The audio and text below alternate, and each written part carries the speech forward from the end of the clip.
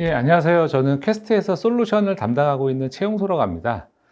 오늘 주제가 좀 긴긴 한데요. 저희가 이제 사실은 최근에 윈도우 10이 되면서 액티브 디렉토리라고 하는 인증과 계정, 그 다음에 팔레시를 관리해주는 그 서비스를 많이 사용하고 있습니다. 여기에서 다양한 보안 이슈들이 있는데요.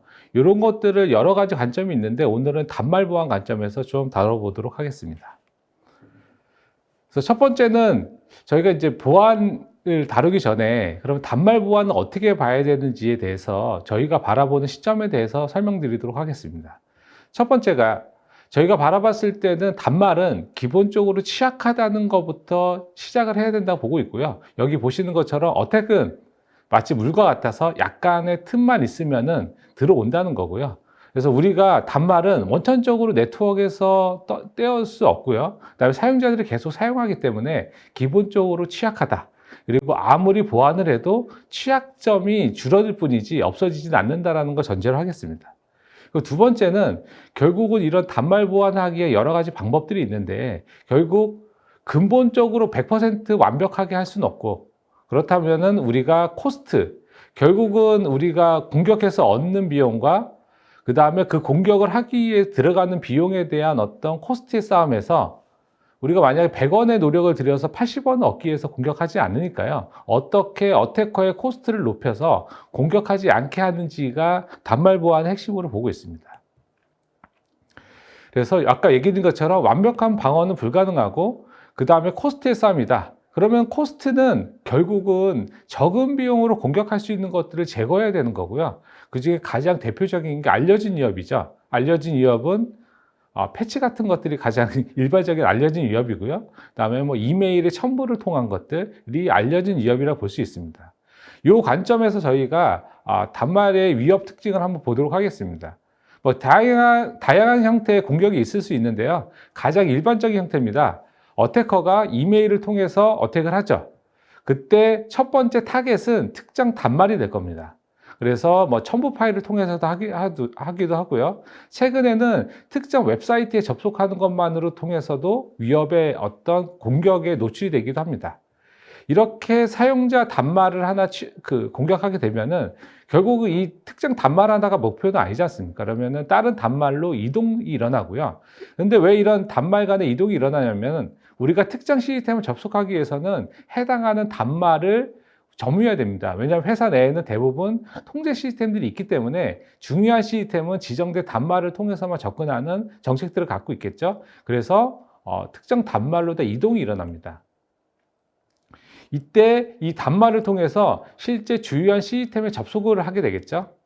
그래서 여기 보시는 것처럼 기존에 보시면은 대부분의 접근 통제, 싱글 사인온 같은 것들이 굉장히 많이 있는데 실제 이런 시스템들은 특정 단말에서 중요한 시스템을 보호하는 데는 굉장히 유효한 어떤 서비스지만 만약에 특정 시스템에 접근할 수 있는 단말이 해킹이 되면은 어떻게 보면 이런 것들은 손쉽게 시스템에 접근할 수 있는 경로, 통로가 될 수 있는 양면의 어떤 보안적 측면이 있다라고 보시면 될 것 같습니다. 그래서 만약에 우리가 접근 통제를 쓰고 계신데 만약에 접근 통제 중요한 시스템을 접근할 수 있는 단말이 해킹이 됐다.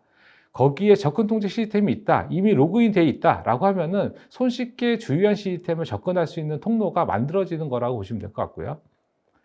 그래서 기본적인 특징은 특정 단말을 공격해서 단말 간 전파가 일어난다라고 보시면 될 것 같고요. 그리고 단말은 시스템에 접근하기 좋은 환경, 아까 얘기한 접근 통제나 싱글 사인온 개념이라고 보시면 될 것 같습니다. 그래서 단말 공격이 일어나고 내부 전파가 일어나고 시스템 공격이 일어나는데 단말 보안의 핵심은 이 단말 공격과 내부 전파를 어떻게 우리가 대응한지에 대한 것들이 단말 보안의 핵심이라고 보시면 될 것 같고요. 이거를 저희가 아까 얘기 드렸던 두 가지 경우를 다시 한번 보도록 하겠습니다. 첫 번째는 특정 단말을 보호하는 거죠. 이거를 보통은 프로텍션이라고 하고요. 그래서 대부분의 단말 보호 제품들은, 보안 제품들은 프로텍션의 영역이 있습니다. 그래서 그동안 널리 써왔던 어떤 안티바이러스 아니면 패치 아니면 그 DLP, DRM 같은 모든 것들이 다 프로텍션 개념이라고 보시면 될 것 같고요. 그런데 단말 간의 전파가 일어나지 않습니까? 이런 것들은 결국 리터럴 무브먼트라고 하는 것들이고요. 여기에는 디텍션 개념이라고 보시면 될 것 같습니다. 이때 보시면은 대부분의 단말들은 AD에 연결이 돼 있고요. 그래서 단말 간 전파는 주로 거의 대부분 AD를 통해서 일어나게 돼 있고, 그렇기 때문에 단말 간 전파의 어떤 중요한 공격 대상이 액티브 디렉토리 서비스가 된다라고 보시면 될 것 같습니다. 그런데 AD는 재밌는 거는 이미 알려진 위협입니다. 아까 저희가 이제 얘기 드릴 때 알려진 위협을 비용적인 측면에서 먼저 대응해야 된다고 얘기 드렸는데요. 특정 단말이 공격을 받게 되면은 다른 단말로 연결될 때, 전파가 될 때 이미 AD는 알려진 위협이고요. 적은 코스트로 이미 공격할 수 있는 다양한 방법들이 있다. 그렇기 때문에 AD는 우리가 중요하게 아까 얘기한 코스트 측면에서도 보호해야 될 중요한 서비스다라고 보시면 될 것 같고요. 그 다음에 이제 아까 얘기 드렸던 그 코스트 측면에서 두 번째가 다층 방어인데요. 요즘에 이제 인뎁스라는 개념으로 해서 보호하기 위해서는 뭐 다양한 솔루션들이 있을 수 있는데, 여기에 굉장히 많은 비용을 들여서 보호하는 것들이 효율적인지, 그 비용을 좀 더 나눠서 보호와 디텍션 체계로 나눠서 하는 것들이 더 효율적인지에 대한 어떤 것들이 있죠. 그래서 요즘에 나온 것들이 리질리언스라는 개념인데요. 저희가 바라봤을 때는 프로텍션과 디텍션의 밸런스, 코스트 밸런스가 훨씬 더 높은 어떤 보안의 공격자의 코스트를 높일 수 있는 방안이라고 보고 있고요. 이거를 저희가 보호와 탐지의 다층 방어 체계라고 보고 있습니다. 그래서 대부분 현재 프로텍션 체계는 많이 돼 있죠. 그래서 AD 보안을 프로텍션 플러스 단말 보안의 핵심 영역으로 저희가 보고 있습니다. 근데 이렇게 얘기 드리면은 이제 그런 질문들을 많이 하십니다. 진짜 이런 문제들이 많이 있나? 라고 했을 때 저희가 일단은 어떤 사고들이 있는지 간단하게 보도록 하겠습니다. 첫 번째는 좀 정리된 자료인데요. 2020년부터 2021년도까지 발생했던 기사화되어 있던 그 랜섬웨어 사고들이라고 보시면 될 것 같고요. 이 중에 많은 부분이 AD가 공격을 당했던 사례라고 보시면 될 것 같습니다. 실제 그 글로벌하게 랜섬웨어 중에 가장 유명한 것 중에 하나가 루크 랜섬웨어인데요. 이게 지금 보시는 것처럼 요즘에는 특이하게 랜섬웨어가 1년에 얼마 벌었는지가 이렇게 공개가 되더라고요. 이게 1년에 3,400만 불의 어떤 수익을 얻었다고 하더라고요. 굉장히 유명한 랜섬웨어입니다. 여기 보시면은 공격 단계 중에 7번째, 그리고 지금 세 번째, 11번째가 다 AD를 타겟으로 한 공격이라고 보시면 될 것 같고요. 그래서 그 키사가 2019년도부터 AD 보안 관련한 다양한 레포트들을 냈는데요.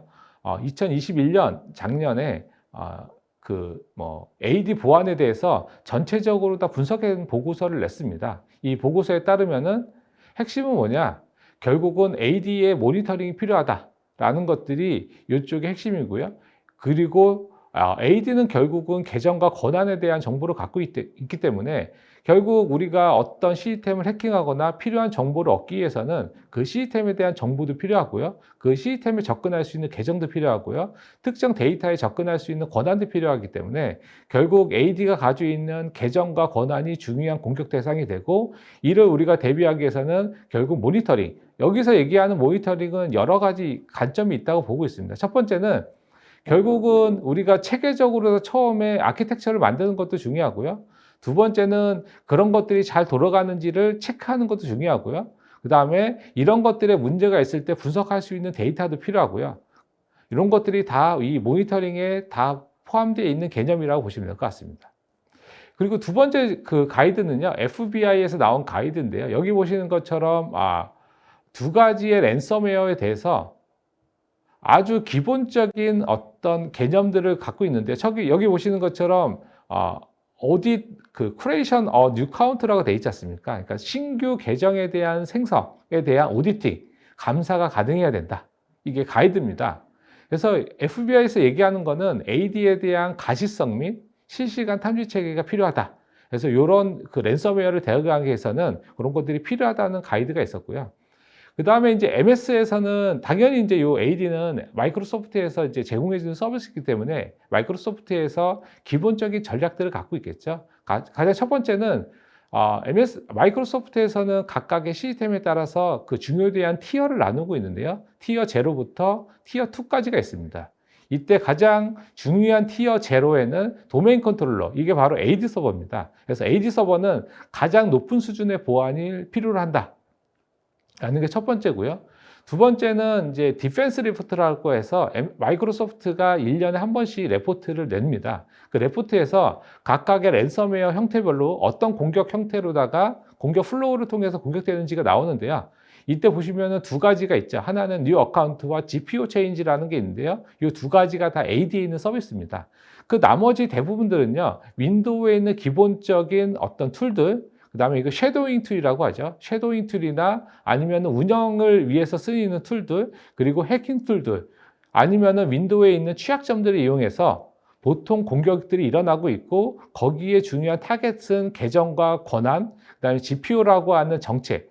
GPO라고 하는 거는 굉장히 많은 것들을 할 수 있는데요. 필요에 따라서는 단말에 시작 메뉴를 바꿀 수도 있고요. 단말에 SMB 프로토콜을 이네이블 할 수도 있고요.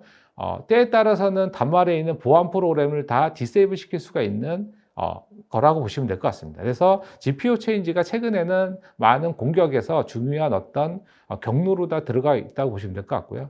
여기서도 아까 얘기했던 FBI에서 얼러팅한 거, 뉴 어카운트에 대한 게 있죠. 그래서 신규 어카운트에 대한 어떤 생성을 통해서 어택이 이루어지고 있다라고 보고 있고요. 그래서 결국은 뭐냐? 핵심은 계정과 GPO다. 가시성과 탐지다. 아까 얘기 드렸던 키사의 레포트, 그 다음에 FBI 레포트, 그 전에 있던 그 레포트 다 보시면요. 기본적으로 핵심은 계정과 거단이고요. 여기에 이제 그 MS에서는 GPO를 하나 더 들고 있습니다. 그거에 대한 가시성과 탐지 체계, 결국 모니터링 체계를 만드는 것들이 AD 보안의 핵심이다라고 보시면 될 것 같습니다. 그러면 저희가 AD 중심, 액티브 디렉토리 중심의 위협 탐지를 하기 위해서는 어떤 것들이 있는지를 한번 보도록 하겠습니다.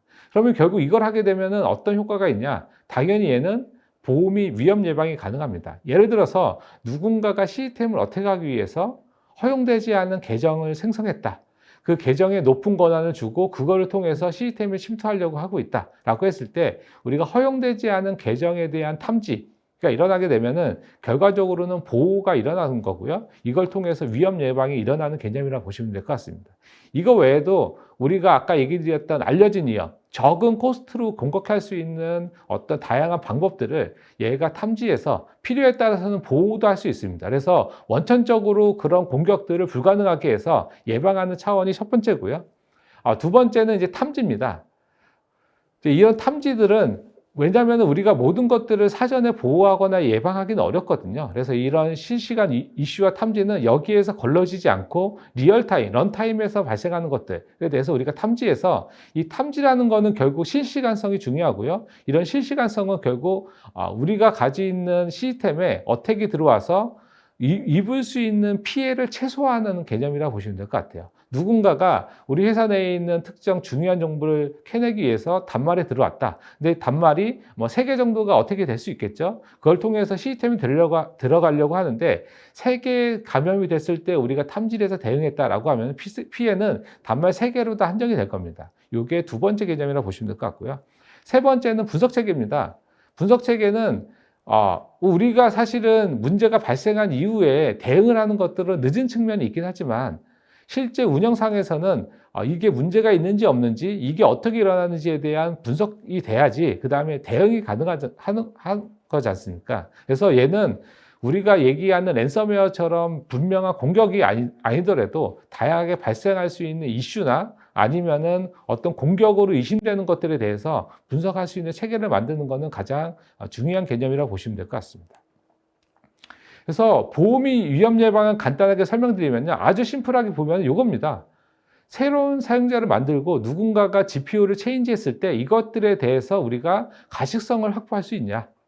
그러려면 결국 데이터가 있어야 되고요. 이 데이터를 기반으로 가식성을 확보하는 게 중요하다라고 보시면 될 것 같습니다. 우리가 이런 것들이 일어나는 것을 모른다라고 하면 기본적으로 보안을 할 수 없다는 거고요. 가장 핵심이면서 기본이 되는 것들은 이것들에 대한 데이터를 수집하고 이걸 통해서 가시성을 확보하는 건데 이렇게 되면은 굉장히 많은 데이터들이 쌓이게 되고요. 담당자가 그거를 매뉴얼하게 계속 확인하는 건 어렵지 않습니까? 그래서 필요한 것들은 실제 여기에서 위협이 되는 것들을 체크하는 거고요. 이때 사실 그 신규 계정 생성은 정상적인 운영 과정에서 일어날 수 있잖아요. 그래서 이런 운영과 위협이 오버랩돼서 실제 위협인지를 탐지하는 것들이 필요하고요. 그래서 이런 것들을 탐지하기 위해서는 정책이라고 하는 룰이 필요하고 이걸 기반으로 해서 위협을 탐지해서 담당자한테 허용되지 않은 경로를 통해서 우리가 허용되지 않은 계정을 통해서 생성되는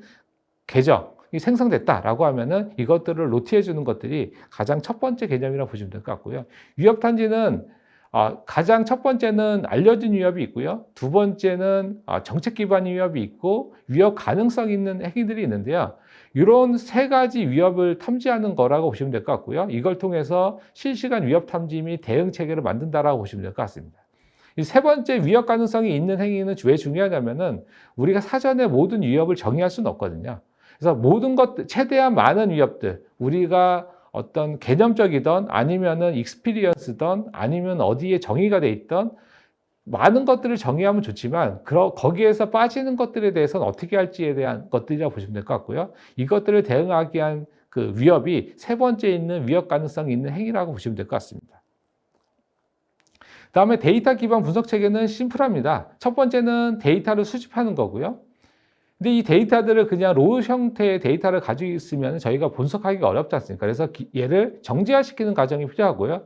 정제화의 가장 첫 번째는 이것들이 어느 정도의 위협을 갖는지를 프라이오리티를 레벨링하는 것들이 가장 첫 번째라고 보시면 될 것 같고요. 그 다음에 이것들을 분석할 수 있는 통합 플랫폼을 제공해 주는 것들이 있고요. 그다음에 만약에 회사 내에 심이 있다라고 하면은 심을 연동하는 것들이 이 데이터 기반 분석 체계의 핵심이라고 보시면 될 것 같습니다. 근데 여기까지 이제 얘기를 들으시면서 그래 우리 쪽에서 AD를 쓰고 있고 여기 AD의 보완이 필요하다라고 했을 때 굉장히 많은 솔루션들이 있을 수 있잖아요. 그러면 저희가 이제 저는 이제 퀘스트에서 일하고 있으니까요. 왜 이런 AD 보안에 퀘스트가 적합한지에 대해서 간단하게 설명드리도록 하겠습니다. 첫 번째는 퀘스트는 여기 보시는 것처럼 마이크로소프트 플랫폼의 전문화된 회사라고 보시면 될 것 같고요. 글로벌하게 탑3의 코셀링 업체고요. ISV 인터내셔널 벤더 중에서도 파트너 중에서도 탑3에 있는 회사라고 보시면 될 것 같습니다. 그래서 퀘스트 내에서 굉장히 많은 영역, 전체 레베뉴의 3분의 1 이상을 하고 있는 영역, 중요한 영역이라고 보시면 될 것 같고요. 그래서 여기에는 저희가 다양한 솔루션들이 있는데 기본적으로 AD 보안에는 총 4가지의 전문한 솔루션들이 있고 이런 것들은 예방, 탐지, 분석 체계, 대응까지 한 전문화된 영역의 솔루션들이 다 매핑되어 있는 전문 솔루션 회사라고 보시면 될 것 같습니다. 두 번째는 글로벌로 저희가 이제 아까 얘기 드렸던 코셀, ISV의 넘버 1 회사고요. 그 다음에 AD 보안의 고객 대상 기준으로 했을 때, 사용자 기준으로 했을 때 10만 명 이상을 글로벌하게 18개 이상의 고객사를 갖고 있고요. 국내에서는 현재는 한 군데 고객사 10만 명 이상입니다. 갖고 있고 아마 올해 한 군데가 더 늘어날 예정이고요. 1만 명 이상의 고객을 160개 이상 확보한 유일한 벤더라고 보시면 될 것 같습니다. 그리고 국내에서 유일하게 엔터프라이즈 고객사를 확보하고 있고요. 그 다음에 국내에 처음 AD 보안의 시장을 만든 회사라고 보시면 될 것 같습니다. 그래서 여기 보시는 것처럼 MS와 다양한 세미나를 하고 있고요. 마이크로소프트 고객사에 유일하게 제한되고 있는 AD 보안 솔루션이라고 보시면 될 것 같습니다. 그리고 이걸 하기 위해서는 여러 가지가 필요한데요. 가장 첫 번째는 자체 데이터 생성, 두 번째는 위협을 정의하고 탐지하는 체계, 그 다음에 익스퍼트에 대한 인력에 대한 것들이 있는데요. 자체 데이터 생성은 왜 필요하냐면은 우리가 위협이 다양한 형태가 있을 수 있잖아요. 그럼 그 위협들을 탐지할 수 있는 데이터들을 얼마나 정확하게 수집할 수 있냐가 결국은 위협의 탐지 범위나 우리가 대응할 수 있는 위협의 어떤 종류가 될 수 있으니까요. 그게 가장 중요한 것 같고요. 이거는 결국 솔루션의 영역이라고 보시면 될 것 같습니다. 그리고 두 번째는 위협에 대한 정의인데요. 아까 얘기 드린 것처럼 AD에서 발생하는 다양한 위협들은 실제 위협과 운영에 모호한 영역들이 많이 있습니다. 그래서 어떤 것들을 위협으로 볼지 어떻게 우리가 전략을 가져갈지에 대해서는 솔루션보다는 좀 더 전략적인 측면이 있다라고 보시면 될 것 같고요. 이런 것들에 대해서 굉장히 정형화된 전략을 갖고 있는 회사라고 보시면 될 것 같고, 당연히 이것들을 구현할 수 있는 인력들이 필요하겠죠. 다양한 아까 얘기 드린 것처럼 국내에서 유일하게 엔터프라이즈 고객사 레퍼런스를 갖고 있고 거기에서 얻어진 익스피리언스를 갖고 있는 회사라고 보시면 될 것 같습니다. 그래서 여기 보시는 것처럼 금융, 엔터프라이즈, 제조, 공공의 다수의 레퍼런스를 확보하고 있는 유일한 회사가 퀘스트고요. 혹시나 여러분들이 현재 윈도우 환경에서 액티브 디렉토리를 가지고 계시고 거기에 대한 보안에 대한 니즈들이 있으시면은 솔루션이 아니더라도 어떻게 보완해야 되는지, 어떤 솔루션이 효율적인지, 어떤 가치를 얻을 수 있는지 퀘스트와 연락해 주셔서 논의해 주시면은 좋은 솔루션의 해결책을 갖지 않을까 보고 있습니다. 예, 감사합니다. IT 관련 정보를 더 얻고 싶으시다면 굿모닝 아이텍을 검색하세요. 클라우드 앤 인프라, AI 앤 빅데이터, 매니지먼트, 그리고 정보보호 솔루션까지 최고의 품질과 서비스, 검증된 기술력을 가진 굿모닝 아이텍의 최신 IT 관련 정보를 홈페이지, 유튜브, 페이스북, 인스타그램, 링크드인에서 직접 확인하세요. 구독, 좋아요까지 눌러주는 건 센스! 고객의 신뢰를 기술력으로 보답하는 굿모닝 아이텍. 지금 바로 연락하세요.